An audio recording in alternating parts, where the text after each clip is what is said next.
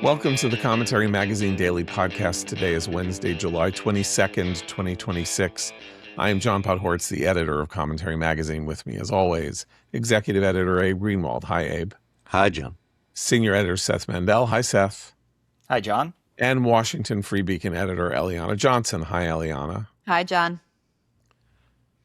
I want to talk to you guys about the statement that Zohran Mamdani released on X yesterday afternoon, explaining why he and his legal department determined that they did not have the authority to arrest Benjamin Netanyahu, the Prime Minister of Israel, if and when he comes to New York next.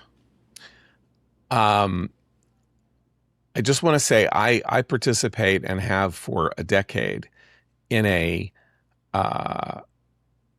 group chat of friends and parents at the day school that my kids have attended.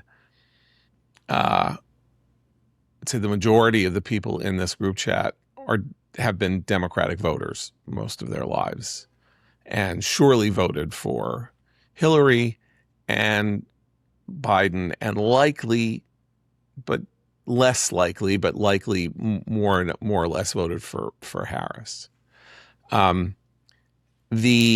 Their reaction to this statement, this 2-minute statement by Mamdani, is absolute panic that the Rubicon has been crossed on the matter of Israel and open anti-Semitism in a way that, while we have been charting this for the last almost 3 years, has taken this to a very frightening new level, because this is, after all, the elected mayor of the largest city in New York and the largest ingathering of Jews outside of Israel, and for a time the largest ingathering of Jews anywhere on earth.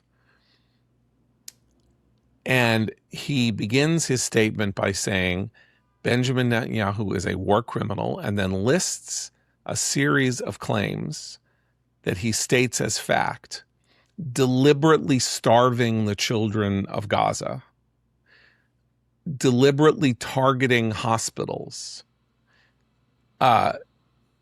deliberately, killing 70,000 people, murdering children, continuing to behave in a manner that is genocidal toward Hamas, despite I think what he called the so-called ceasefire. And I think the reason that my friends and I, and maybe all of us and people listening, are in a different kind of state about what happened here is that every single one of the claims that Mamdani makes in this 2-minute statement is a lie, and therefore taken, except for the death toll, which is, I believe, around 70,000, although according now to most honest and not Zionist calculations, 50,000 of the 70,000 who died in this 2-year war that was started by Hamas were combatants, making it, in terms of urban warfare, the least deadly war for civilians that the world has likely ever seen. And by saying he is a child killer, he is a genocider, he deliberately wanted to harm and kill people in hospitals and starve people, that this is an actual blood libel. Now, the literal blood libel was the original claim that Simon of Trent, the little boy in Britain, was taken, killed, and his blood used for Passover matzahs. But the term blood libel has now come to mean an accusation of horrific behavior on the part of Jews that did not happen, but that is designed, publicizing it, is designed to rally public opinion against Jewry and possibly promote violence. And, I think if New York City were a state in the Union, if I remember correctly, it would be somewhere around the 26th or 27th largest in terms of population alone.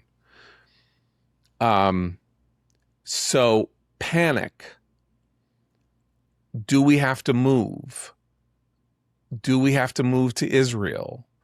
Do we have to get out of here? Where is this going to go? Mamdani took it to a different level in their view. Do you guys think that he has taken it to a different level, or is this more of the same, and that he escalated the terminology, not that he hasn't said all of these things before seriatim, but because he was trying to please and coddle his followers who want him to do things like arrest Benjamin Netanyahu, because he was actually explaining that he couldn't do it, but that he nonetheless agreed with them in every particular. Well, it's definitely an escalation because it's a passion play. The story of Christ is not on its own something that, necessarily inspires any sort of anti-Jewish fervor. But the reason that passion plays were put on throughout the years was to focus the public's attention on the Christ killers, as they called them. And what followed passion plays were often violence in the streets. These were the thing about Jewish history is that there is this latent.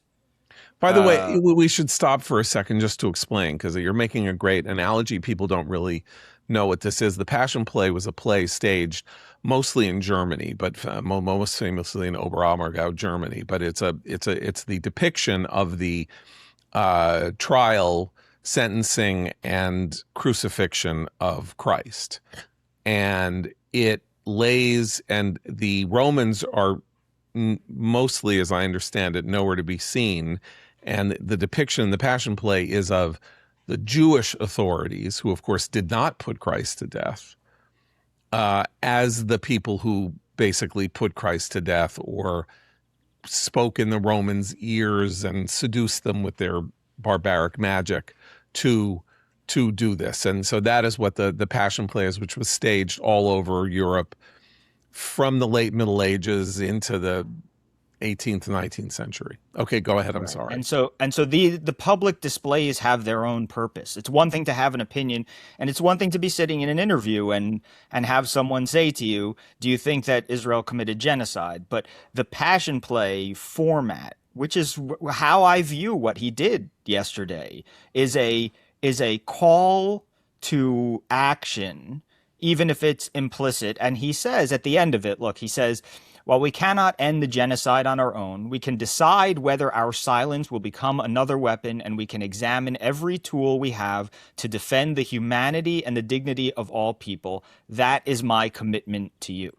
It's a call to action, and it's what he's discussing, specifically the ICC warrant, is an illegitimate thing. I don't want to get into the details of whether the ICC has jurisdiction here or there, or whatever. It's a court made up. A bunch of countries got together and decided that they are going to arrest people within those countries that agreed to their jurisdiction. Outside of that, it's literally just an organization that has no bearing whatsoever. So what he's talking about is extrajudicial. That's the truth. The ICC is not a real court, not if you're not a part of it. He's talking about vigilantism, and I just think the whole spectacle raises it to another level. The question, Abe, would be, since he focuses the charge in this 2-minute act of barbarity and monstrosity, but he focuses it on one guy. He focuses it on Netanyahu. He says Netanyahu is the architect of the genocide, and therefore, I suppose, gives himself room to say, well, he's not saying all Israelis. He's not saying all Jews. It's this one evil person who did this, who is responsible for this one evil thing. Now, this evil person is the elected prime minister of the country, and therefore can be said in his actions as architect to have done so, not only in the name of, but with the electoral backing of the nation of Israel, and therefore they too are in the docket because their elected leader did this, and they did not rise up to boot him out or, call a parliamentary vote of no confidence and kick him out and end the war. So, but he is careful, right, to say Netanyahu is the villain. Well, I think the appearance of his being careful here, I think really is owing to the fact that he made this little presentation as a way of reassuring his Israel-hating supporters that because he recently got pressed on the question of whether or not he could or would try to arrest Bibi in New York. So he had to come up with a way to say, I can't, so I won't, but I'm going to give him this parting shot. I'm going to make it clear where I stand on this horrible monster.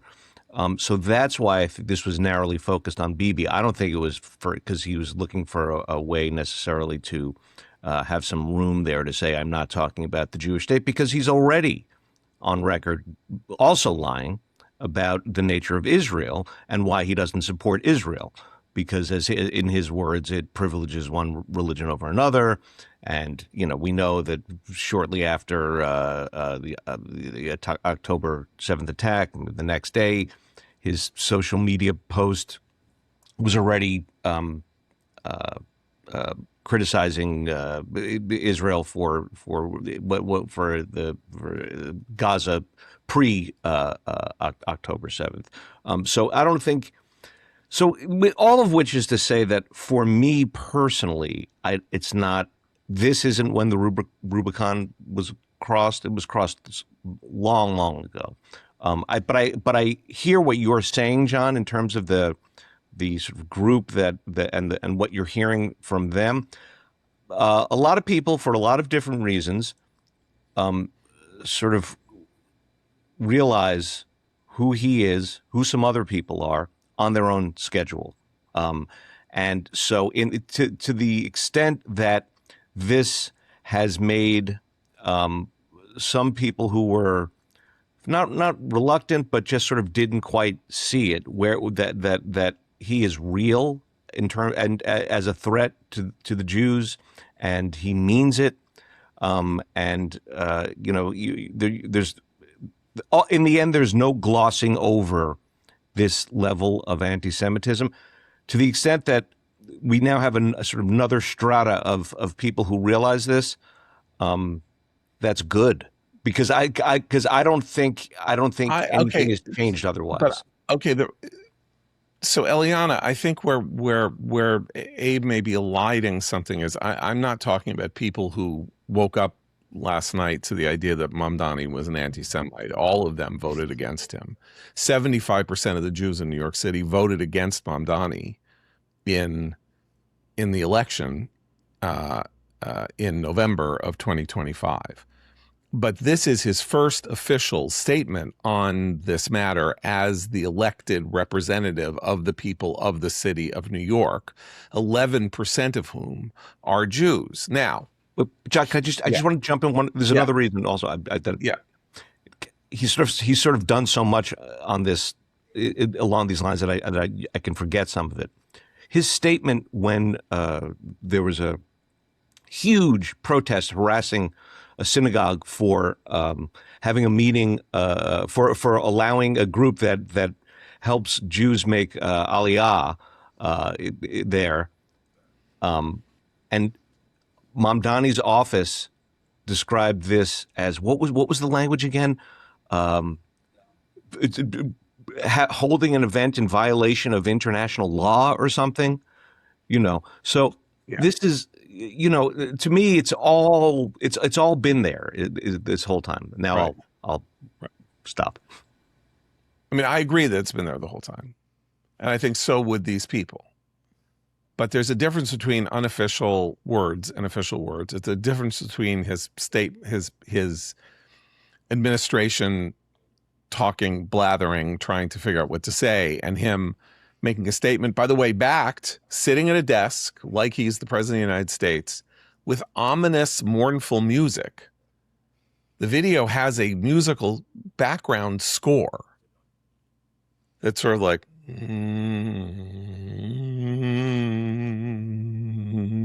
like that, like he is, delivering a eulogy or something like that. So it's very produced, very deliberate, very planned, and therefore all the more frightening. Eliana, so are you with Abe? Are you with my group chat friends? I'm going to say something, and I'm not sure if I really think it, but it's something that occurred to me. On the campaign trail, Mamdani said, if Bibi comes into New York, I'm gonna arrest him. I'm gonna have him arrested. And then he comes out and gives this official statement that, he's a war criminal and he's committed every other abuse in the book, but I can't actually do it. And Democrats in Congress, in the House and the Senate, have taken votes where we see more Democrats than ever before, including every prospective Democratic presidential candidate, take votes that they know are ultimately going to fail to cut off funding for Israel. And I do wonder how much these Democrats are willing to engage in what are essentially for them politically cost-free exercises, where they are contributing to the heightening of hostility towards Israel and towards the Jews that have no practical political consequence. And whether that will change when they are running the show and there are actual consequences for their actions. And I do think it's telling that Mamdani said, I am going to do this, and then when in office, couldn't actually put his money where his mouth is, which is something we all knew, but said, still, he's still a bad guy. And I think there's something to that. And what are the Democrats in Congress gonna actually do when they're in charge? So this is an interesting point because it takes us to the level of the purely practical. He made a campaign promise he could not fulfill, and in an effort to explain away how he could not fulfill it, he said, "Of course, what I wanted, what we all want, is good and true and just because our enemy is a barbaric monster who needs to be destroyed. Unfortunately, my law department can't find a way around the law so that we can do this. So maybe, but justice will be served eventually, which is where the rhetoric, I agree with Seth. Not that you want to be Talmudic about it and or Straussian and overanalyze the text of the speech, but it does have an implicit suggestion that were you to take action on your own in some fashion against this barbarity, you would have moral standing to do so, even if you don't have legal standing, which is obviously an important idea on the left, which does believe that since so many wonderful things happen in America as a result of people standing up against bad laws, the civil rights movement and various other things, that resistance, nonviolent resistance in the form of Martin Luther King, violent resistance in the form of the Black Panthers and the Nation of Islam, that these are all noble. So you could say that that's coming out of this. And they also come from states or cities where, you know, the local district attorneys routinely drop charges against, you know, people who cross criminal lines, quote unquote, for Palestine. We saw it, you know, obviously, not that that was during the Mamdani is more recent than that, but we did see it during the Tentifada protests. You'd see a bunch of people storm a building in Colombia and elsewhere, and you know, the DA would just simply drop the charges. And so that's another aspect of this, is that it technically illegal, but is it even function, like, is there, in terms of encouraging people to do something, it seems like it's worse than it would otherwise be, because there is this understanding that you might actually get away with it, and the people who are in charge of charging crimes and prosecuting crimes in his own city don't necessarily think it should be illegal, et cetera, et cetera. The whole thing is portrayed as kind of a gray area. Well, you know, we're talking here about a city in which I'm trying to find the date. Monday or Tuesday of this week, 2 synagogues in Queens were spattered with some combination of motor oil and feces on their door and on their doorsteps. Now, why do I bring this up? It's 2 synagogues, city of 8.5 million people. You know, there are hundreds and hundreds of synagogues. And so, you know, you don't want to overreact or say that that's, you know, that proves that Mamdani shouldn't believe what he believes or say what he says. But things are happening that have not happened before.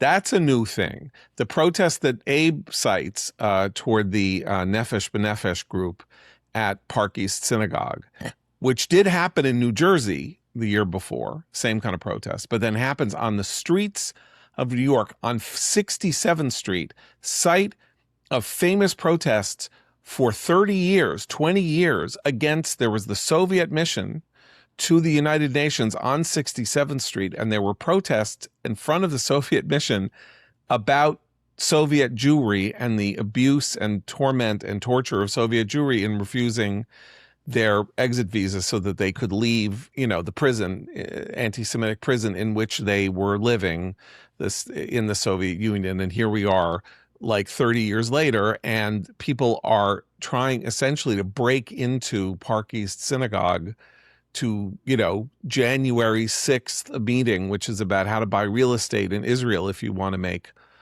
Aliyah. This is all, and of course, as Abe said, like the mayoral administration trying to look for a way to say that this was acceptable, because it's just obviously people have the right to free speech and you can protest outside somewhere and all of that.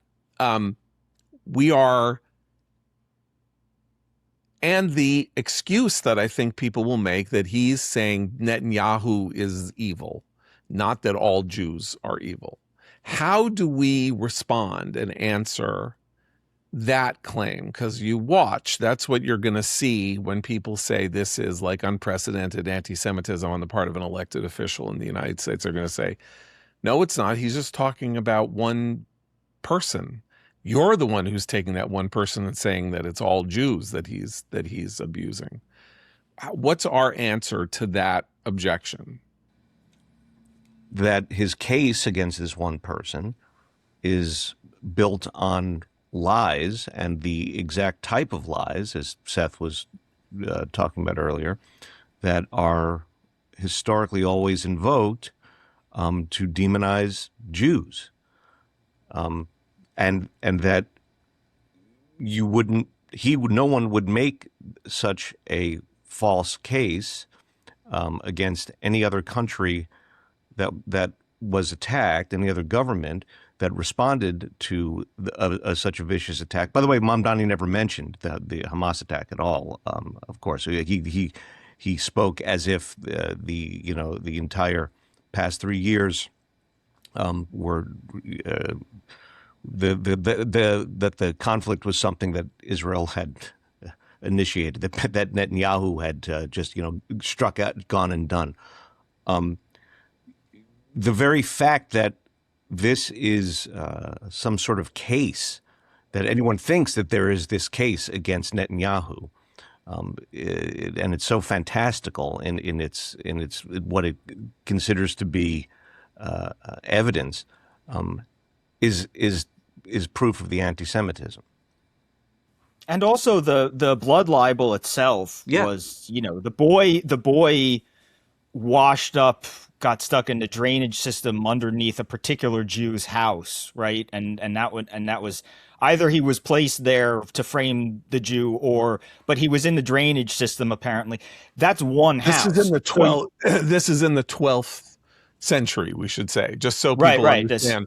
I'm talking about what you mentioned before, the Simon of Trent. Simon of Trent, yeah. Right. So this is, you could say, well, he washed up in, he's under one house. So in a normal situation, let's take religion and society and faith and whatever out of this and say, a citizen of this country, there's some circumstantial evidence he may have been involved in the murder of a child. So legal system, take it away. But that's not what happened. What happened were mass anti-Jewish riots and murder and rape and bloodletting.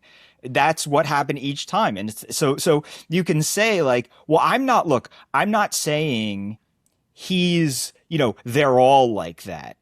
But clearly there are some Jews like that. Would you deny that there are some Jews who would do that? You would deny that there are some Jews who are incapable of doing so. It gets into this whole thing where you're sort of backed into a corner where they're like, you're the one who's making it about all Jews, because I'm just accusing one person of murdering a Christian child and smearing his blood on their matzah. Just one person, I'm saying, had their Seder with blood matzah. I don't know if the rest of you do it. So that sort of thing is like where I don't really care for the, I think he'll have some success against people who are already on his side about all this, and they'll light up social media with that excuse. But, you have to ignore all of history to not see what he's doing. And the other thing is that, what's the practical effect of this? Bibi Netanyahu is coming to New York, right? That's why he's doing this. He's coming to New York for the UN General Assembly. He is coming to represent the Jewish state. And what Mamdani is doing in a secondary level, I think not quite on the level of the passion play, as I said before, but on a secondary goal of his, is to make it very difficult for Jewish Americans to show themselves in public during this time, to go into certain places while he's here, to say they support Israel, and then to just sort of make that the new status quo. It is to chill pride, it is to chill Jewish self-identification, all this stuff. It is to push them out of the public square, because Bibi is not just one person in this situation. He is, according to Mamdani, the guy under whose house Simon of Trent may have washed up. In the sense that his election represented the shift in the Overton window, that he made thinkable the possibility of electing somebody who, if not an explicit jihadist, is nonetheless basically a philosophical supporter of a certain type of jihad. He's both very left-wing, but he also has this Muslim layer, and the support for Hamas in Gaza is oddly more Islamist than it is in some fashion than it is socialist. The Omni cause is mixing them all together. But, the victory of Daria Eliza Chevalier and Adam Hamawi and whatever is going to happen with Abdul El Sayed and all of that all become thinkable because of what he pulled off last year, even though he was also standing on the shoulders of others like AOC, who made thinkable the idea of somebody with no political history, very young and very extreme, sort of like lapping the pros and the hacks, and with his own brand of excitement and taking the levers of power away.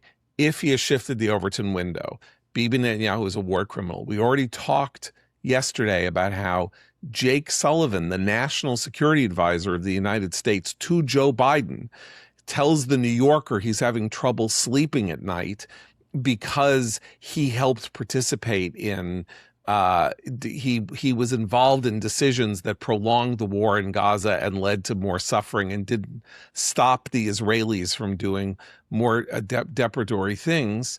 That too, that's part of the opening of this window.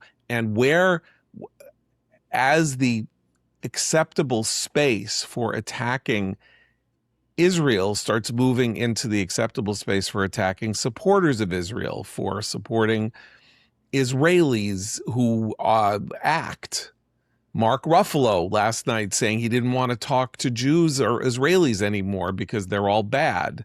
The actor Mark Ruffalo. Like, things he are also happening. And not to interrupt, but also he played the same game, by the way, which I think is important, which is that he lied about these people he's talking about rather than said, I can't talk to people who are on a different moral plane than I. He just flat out lied and said, all these people say either all Palestinians deserve to die, or all Palestinians are human shields and therefore, in his words, deserve to die because they're human shields. So just to put it that way, again, it's important to lie about the evil of the Jews that he's talking about and not just make a moral statement on the conflict.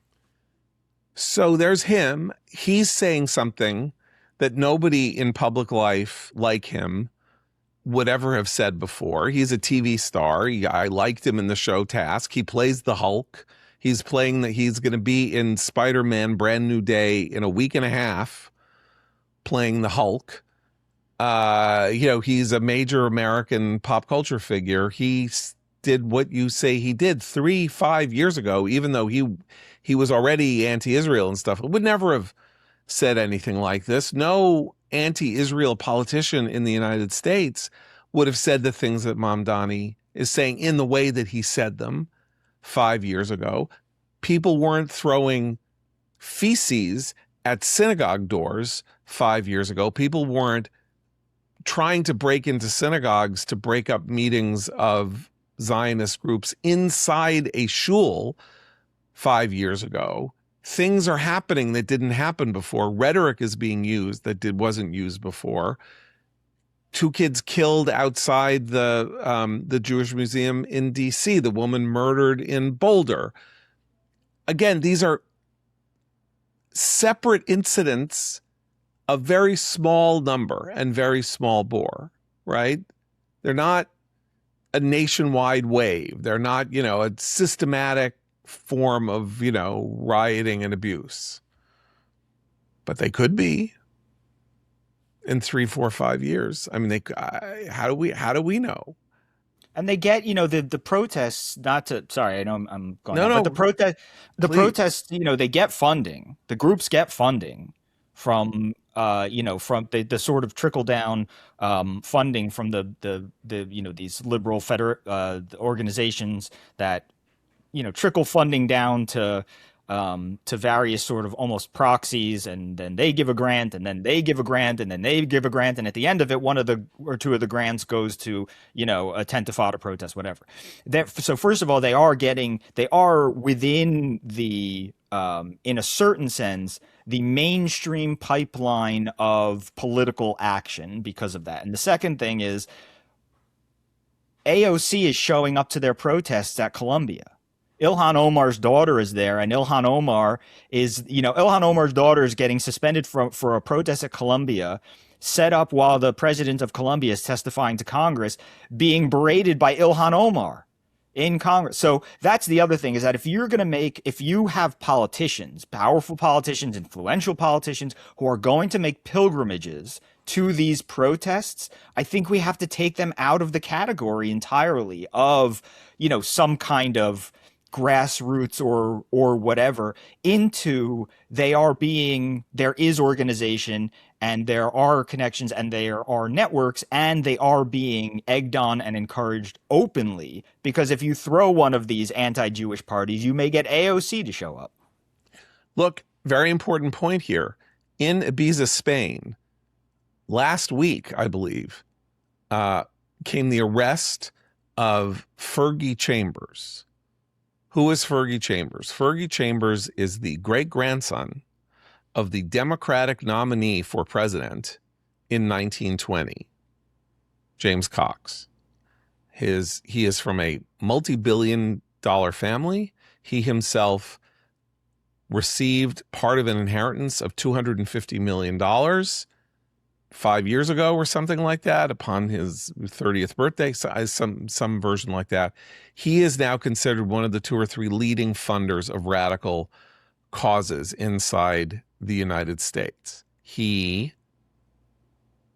converted to Islam after October 7th, and he was arrested in Ibiza because the Justice Department has gathered sufficient evidence that he is an open supporter of terrorist. He's a funder of terrorist groups. He calls himself a communist, right? He lived in he started a revolutionary Marxist-Leninist collective called the Berkshire Communists. He has done various other things and gives a lot of money to the people who protest pipelines, the people who protest whatever. And he is like Soros. Like there are 4 or 5 of these extraordinarily rich scions of privilege who have been doing the funding that you're talking about, Seth. And he has been arrested for not only funding, not for funding them, but for funding actual terrorist enterprises in violation of U.S. law and, of course, all moral law. Not that that's in the indictment. That's a real thing that just happened. We're not conspiracy theorizing. He did it. He's not the Holy Land Foundation. He's a rich white kid who read, funnily enough, because Abe mentioned this in his newsletter yesterday, who got radicalized at the age of 12 from reading Howard Zinn. He read A People's History of the United States at the age of 12 and realized that he was a scion of white privilege and part of this incredibly unjust system that enriched his family at the expense of others. So this is really happening. So merge a lot of money with a lot of passion and the increasing acceptance of the abuse of this very small group of people who we do punch above our weight in terms of political power, political influence, and all of that. But there's all this effort being made to push us down. Don't publish Jewish books anymore. You know, Jews were the most reliable book buyers of the 20th century. Very interesting, by the way, that now publishers don't want to publish books by Jews or are afraid to publish books by Jews. In the 1920s and 1930s, among the best-selling authors in the United States were Isaac Bashevis' Singer, Israel Joshua Singer, who wrote 7 bestsellers in a row, and Sholem Asch, a controversial figure. I'm not going to get into his position, but sold some of the best-selling books of the first half of the century. Jews are book buyers. Jews are cultural creators, purveyors, and so punching above our weight here. And what's going on there is a systematic effort to push us, not publish our books, throw us out of pen, say that Israeli work shouldn't be published, and all of that. And that's all happening before our eyes, and it's all in this stew that Mamdani just, poured another beaker of poison in, as far as I can tell. But I do think that there is something about him being the chief executive of a city of 8 million people that takes us somewhere else, somewhere new. This is not happening. This is not some far-right politician in Poland who is an anti-Semite. It's not, it's not Jean-Marie Le Pen talking about Jewish influence. It's not any of that. He is the mayor of New York City. And so I don't know what to tell my friends when they say, is it time to move? For many years, I've told friends of mine who say, is it time to move, that's ridiculous. I have a piece in the July-August issue of Commentary saying America is still the golden land for the Jews, and people like Zohran Mamdani can't take that away from us. And I wrote that in June or late May, and maybe I was wrong. It's now almost August, and worse stuff is happening. I don't think I'm wrong. I don't think that this is where the American people are or where the country is. But could really bad things happen if this is what people say now? If the mayor of New York feels free to say what he said now? And by the way, don't think that this is no joke. Like, he's got a little bit of a guard phalanx up because Jessica Tisch, a Zionist billionaire's daughter, popular figure in New York, is his commissioner of police. She was once my intern, so I only knew her, when she was 20 years old. So I can't speak for what her views are now. But if you think that there aren't conversations inside the Tisch household about whether or not she can continue to serve after her boss said that he wanted to use her police department to arrest the prime minister of Israel on the grounds that he is a committer of genocide, that conversation is going on. I am guessing. And also going on within on the other side of the administration, which is on the Mamdani side of the administration. When do we toss her overboard? When do we no longer need to to have this sort of facade? When do we no longer need Tisch in office and when do we no longer need to present any sort of moderate or even-handed bearing? Right. Okay. I actually think that having her is part of his concerted strategy, and we see him putting the loony ideologues in jobs and on boards and in places that don't really matter that much, and the bureaucrats who, and people like Jesse Tisch in important jobs who have more of a sense of what they're doing. I think he's very smart. And I think this Netanyahu thing is indicative of that, where he told his supporters on the campaign trail, I'm going to do this. He knew, of course, he couldn't do it. And he's come out with a video that is, again, going to ignite their passions. But he sold them. He really sold them a bill of goods. And I don't think it's going to be interpreted that way by his supporters. Last thing. I don't see him tossing her overboard and putting in some lunatic as head of the NYPD, because I think he understands what happens, when you put in a Chesa Boudin or, a nut and actually have no law enforcement in the city. So, okay, maybe we should let's move on to less apocalyptic subjects.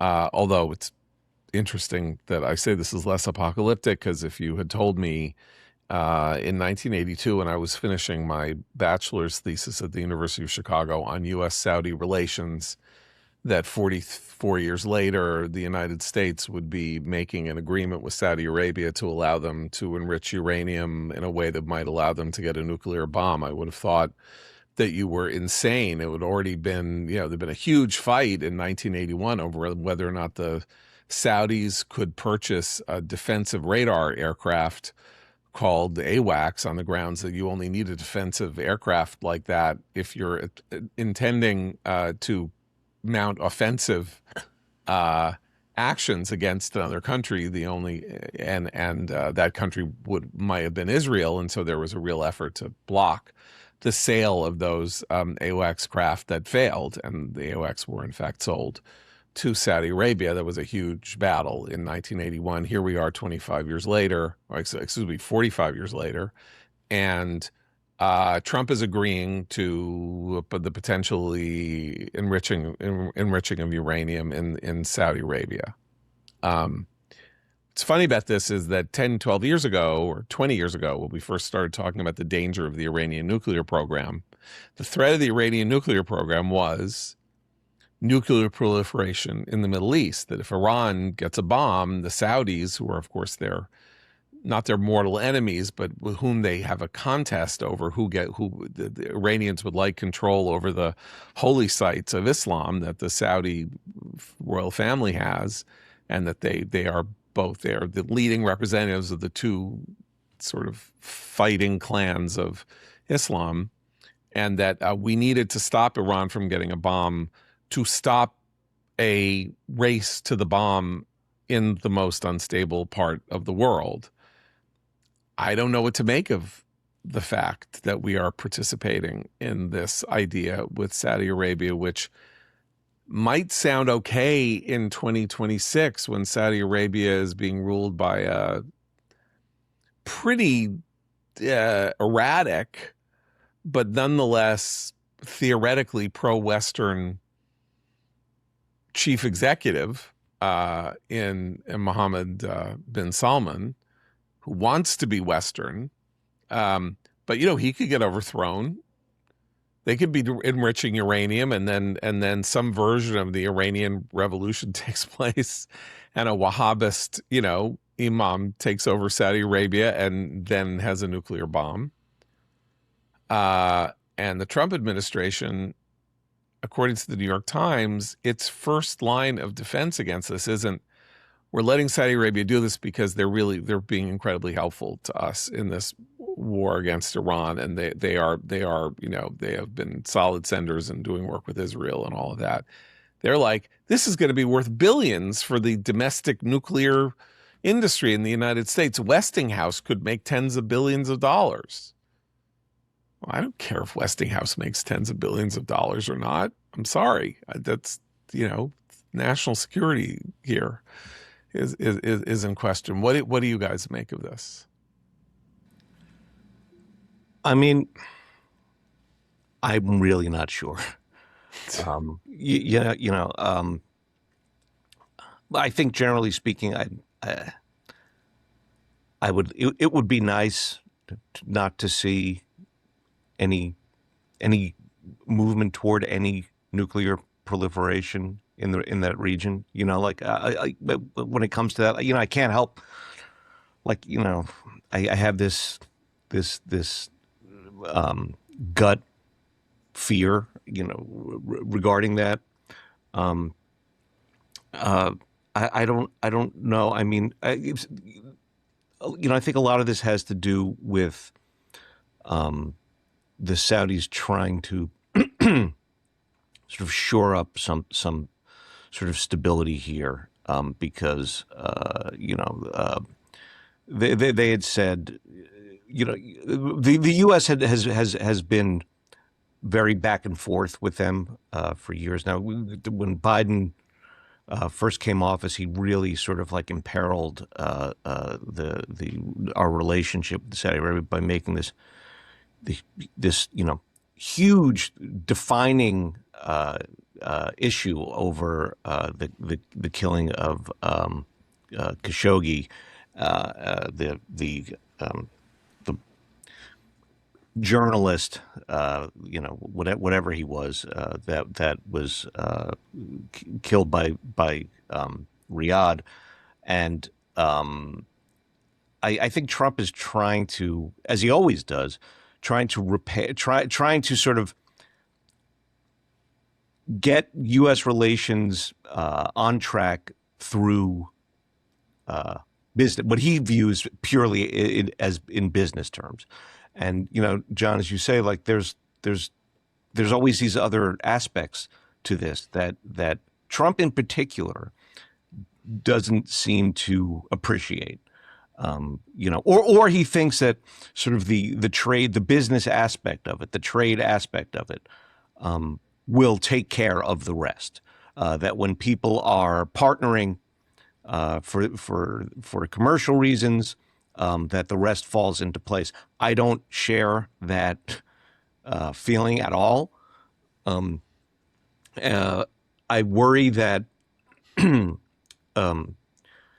this may make it harder for the Saudis to normalize, to have reason to normalize relations with Israel, because if they're now moving toward a nuclear program of their own, there may be less incentive.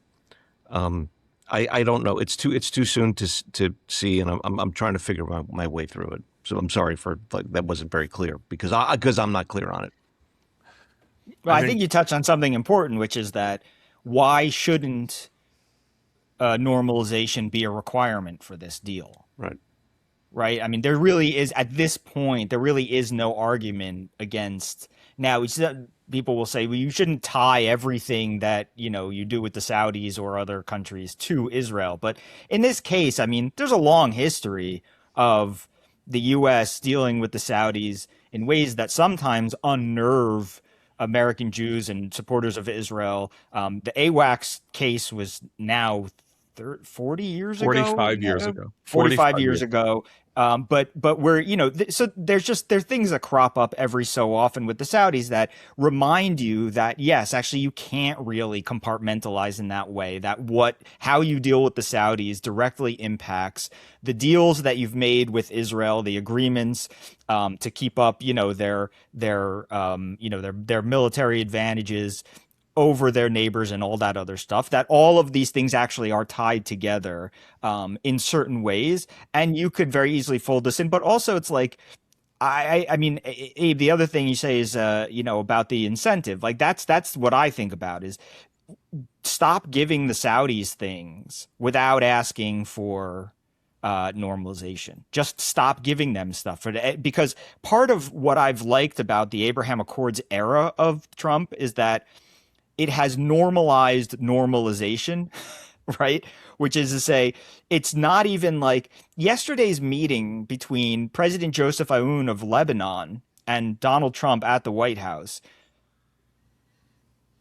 just a few years ago would have resulted in much bigger, bolder headlines. Whereas the president of Lebanon now saying, well, I hope we can end this permanent state of conflict or whatever hostility between Lebanon and Israel forever is like is not seen as the big deal that it would have been because all these other states came in first. And so now you have the situation where it's like, you know what? It's kind of silly that we're still playing the normalization game. Actually, that's the great achievement of the Trump era and the Abraham Accords to me is that it has made non-normalization seem petty and vindictive and weird and immature and not part of this new world that we're all already living in which the Israel, delivers anti-missile technology and to the UAE to defend them from Iranian strikes. I do think this makes normalization more challenging, though obviously it's early, but it is in keeping with Trump's, the fact that Trump conducts foreign policy without really much of a moral lens, whereas those, most folks who sit in our camp have supported trading Saudi domestic nuclear program for normalization. Trump, of course, thinks if we can help American nuclear power companies or American business in exchange for this, that's a good deal on its own merits. And we can split that off from the normalization portfolio. And I also think on the Saudi part, their push for this is, as Abe mentioned, a result of the U.S.'s unreliability, lack of reliability, and retrenchment from world affairs over the past 20 years, since the Obama era, and their desire to have a shield, both a sword and a shield against the Iranians. So we are where we are. I bringing these two topics together raises the ultimate conundrum of the last 150 years of Jewish history, in fact. The mayor of New York can say what he says and be a sort of and if history tragically requires us to mark that moment as a moment at which he crystallized prior opposition to Israel and sort of gathered it together into one braid, and then led us down a road in which open expressions of Jew hatred and anti-Semitism and violence and stuff like that become more and more common. This is the ultimate case for Zionism and the Jewish state, because really, if it can happen here, the country on earth in the history of the earth that has been the friendliest, the kindest, the most generous, the most comfortable place for the Jewish people that has ever, has existed since the kingdoms of the ancient, the ancient Israelites. If things break down here the way they have broken down in Europe,